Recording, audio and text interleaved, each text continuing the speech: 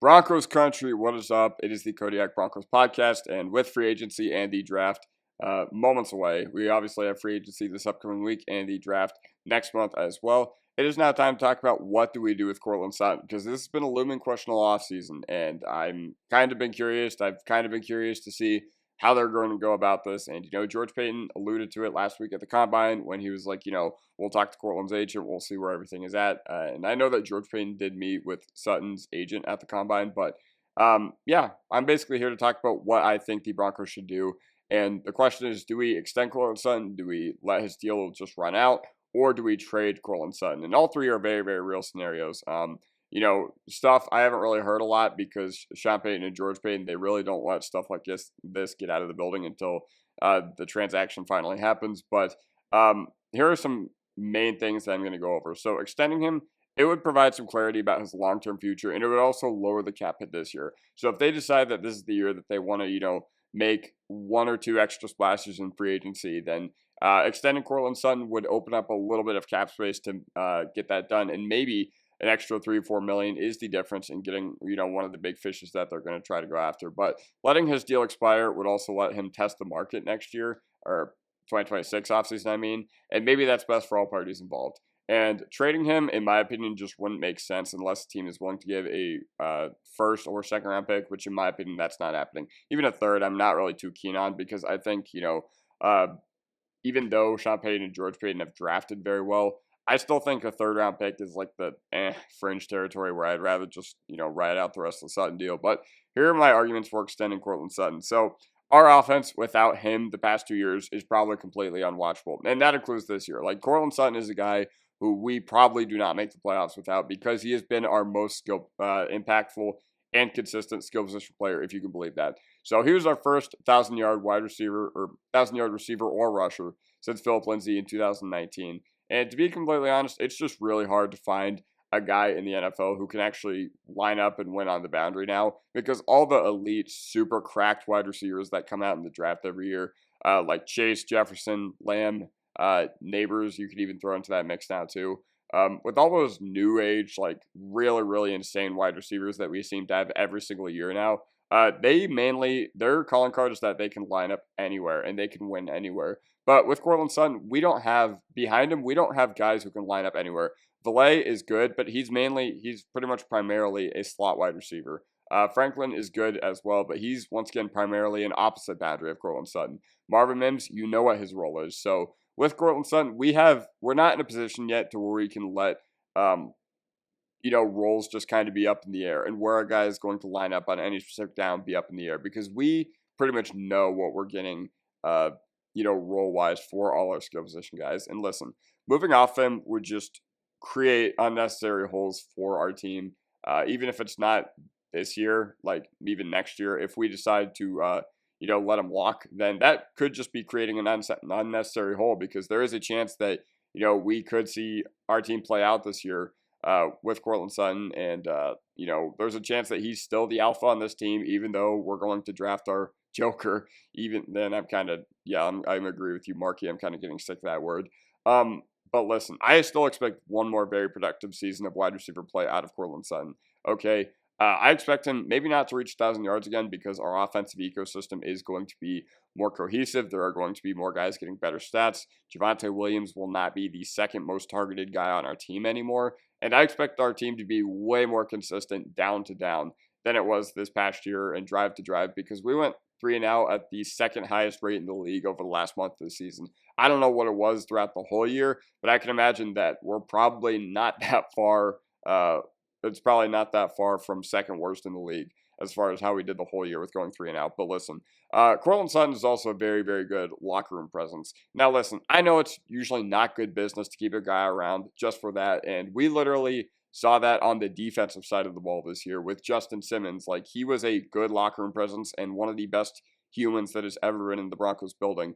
But we decided to go younger. We thought we had his replacement in-house, and we theoretically wanted to send him somewhere with a better chance to win, because we were supposed to be a bad team at least at this time last year coming into the 2024 season, but we overperformed expectations. And but Courtland Sutton's been through a lot here. Courtland Sutton has been through a lot here, and to be completely honest, like, it is never, never, never like, oh, I'm going to go on Twitter and I'm going to say the Broncos should do this. He never, ever talks bad about his teammates to the media. He'll never complain about, the Broncos winning, but him having like 2 catches for 24 yards like some other wide receivers in the NFL will. And yes, we can upgrade over Courtland Sutton, okay? I'm not going to sit here and say that he's perfect.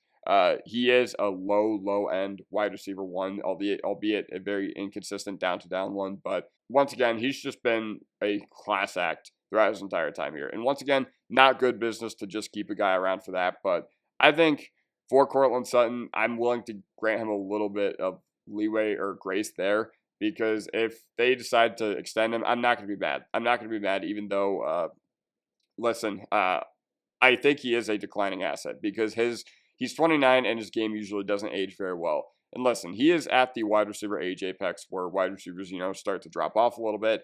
And it might be better to get something now for a declining asset. And listen, I know I called him a declining asset, but the reason I put that in quotes is because is he declining? Like maybe he's one of those dudes that, as he gets better, as he gets older, he just gets a little bit better each year. And I'm not expecting him to stay at 1,000 yards for 2 or 3 more years, but could he do it again next year? I mean, it's very well within the realm of possibility. But another thing I have as far as for trading Courtland Sutton is that Sean Payton and George Paton, if they were to trade Courtland Sutton and, either draft or trade for his replacement, they have deserved the grace to do so, because every single pick that we've had in the George Paton era, we have gone 4 for 4, at least on our first picks of the draft. We had Patrick Surtain, Nick Bonito, Marvin Mims, and Bo Nix. Okay, so we're currently 4 for 4 there. And we've got a lot of really nice depth pieces. We've had so much unforeseen development with the most random dudes. Like, I wasn't expecting Bonito to break out in the way that he did this past year. I wasn't expecting Jonathan Cooper to become a second contract, $15 million a year edge rusher. Okay, this coaching staff and this front office clearly knows what they're doing. And, even if a move is puzzling at the time, I think a lot of them have aged really well. I know that we've really learned from the mistakes of the 2022 offseason, and overall, I think personnel-wise, we've done really, really well the past 2 years. Honestly, I can't really think of any misses we've had the past 2 years besides, like, maybe Drew Sanders, but you can even point to the injury. But if you trade Courtland Sutton, it also allows the young guys for a huge opportunity to step up, not just at wide receiver, but at other parts of the offense. And, if you decide to trade Courtland Sutton, your passing game is going to be funneled through another guy. The guy who is probably going to be funneled through is currently not on the roster. But maybe Troy Franklin breaks out. Maybe Troy Franklin becomes that 1,100-yard receiver that I predicted he would in that video dropped about him. But the passing game can be much more spread out. And, we might need better down-to-down consistency from the guy they run their pass game through in the future. Courtland Sutton, like I said, very low-end wide receiver one. And he makes the hard stuff look easy and the easy stuff look very, very hard. I can't think of a receiver that has shown so much insane contested catch and so much spectacular catchability, but can somehow drop a slant route that's 5 yards downfield and, literally hits him square in the hands. It's just infuriating watching him sometimes. And even in those games where he played really, really well and made some big catches for us, I can still point to moments where I just wish that he played a little better. And even in the wild card game this year, I was really disappointed with him because I felt like he was waiting like 7 years to get that opportunity, and we finally made it there, and I feel like he just didn't really play that well during that game. Ultimately, I think the main thing that I would like to see happen, that I don't think will happen, but I would like to see his deal run out here. So this is my ideal scenario, but it is one that I think is least likely for the Broncos, because teams, they want to do a player right. Like, teams never want to get to the point where, and players never want to get to a point where guys on a 1-year deal, he's in a contract year, and with no extension, he's going to play and risk injury. We've seen a lot of guys hold out and whatever, and you do not want to be the example of why more guys hold out in the future. So once again, this is my ideal scenario, but one that I don't think is likely. So if you extend him, you're tied to a declining asset. Yeah, you might be tied to a declining asset, because I know I've used that word, that phrase in this video a lot, but you might be tied to Courtland Sutton, and if he's bad this upcoming year, or if he falls off a steep cliff over the next year or two, which is definitely possible considering the age he is at, then you're going to be on the hook, and the production is just not going to match anywhere close to what the cap hit could be. That is very well within the realm of possibility. But if you trade him, you might send him somewhere awful, somewhere perennially dysfunctional. Like Courtland Sutton might be like, why do I want to play for the Jaguars? Like, I think if you do want to trade Courtland Sutton, you're going to want to send him to some place that is desirable, someplace that does not already have an established one, or maybe, in the twilight years of his career where he's kind of riding off into the sunset,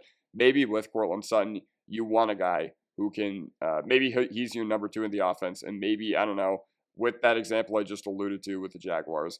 Maybe Brian Thomas Jr. is the one. Maybe you send him to the Colts and you let Michael Pittman be the one. And Courtland Sutton could just be a nice complementary piece on the back end to a guy like Downs, to a guy like A.D. Mitchell as he continues his development. So yeah, that's my kind of rationale behind that. I think there's kind of a gray area there on whether or not we want to extend him or trade him just because of those two things. Now listen, you're only on the hook for one more year, and you go into the 2026 offseason ready for a wide receiver 1 plan. Okay, if you know that you're going to lose Courtland Sutton at the end of the year, then fantastic. But also, if you know that your offense is not very good, all the improvements that you made have backfired, like the Joker you brought in really isn't what you expect him to be, then you get a 1-year trial on basically how your offense operates with better running backs and better tight ends and a better run game in general. Maybe this offense isn't more consistent drive to drive. Maybe they're still going 3 and out at an unexcusable rate. So yeah, you basically get a 1-year free trial, and if it's bad,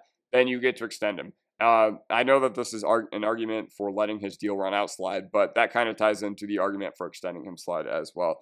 Now listen, doing him right and letting him go somewhere else the next offseason might be best for all involved. I don't know what Courtland Sutton wants out of his NFL career. Maybe he goes ring chasing, even though we are entering our Super Bowl contention window, theoretically, but maybe he wants to go to like a high-end contender. Maybe he wants to go to like the Bills or a team that's going to be the Super Bowl favorite entering this upcoming year. Maybe he wants to go to Philly or something like that. Maybe he wants to ring chase. Who knows? But if he's just after the bag, then heck yeah, you can let him go somewhere else next offseason, and that might be best for everybody involved here. Okay, so that basically does it for me. Leave a like if you enjoy, subscribe if you're not already. I'm going to give a huge mile high salute to y'all. Peace.